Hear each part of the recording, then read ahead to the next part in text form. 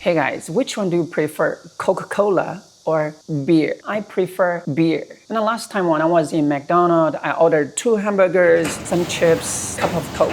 But the Coke was too sweet for me. Yes, I don't know why. It was so sweet that I cannot swallow it. I bought a bottle of beer from the supermarket, but I don't have the bottle opener, so I asked the waiters to help me solve that problem. And the waiters from the McDonald's, they said, no, we don't have that tool either. I gave up. I drank some milk. Today, I got a new tool. It can solve 3 problems. 1, it's a keychain. I can put my key, give me a sec.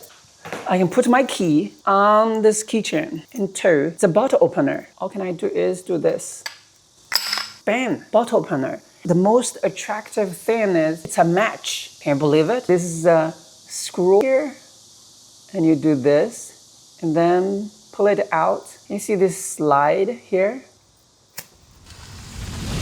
Voila! It's pretty cool, right?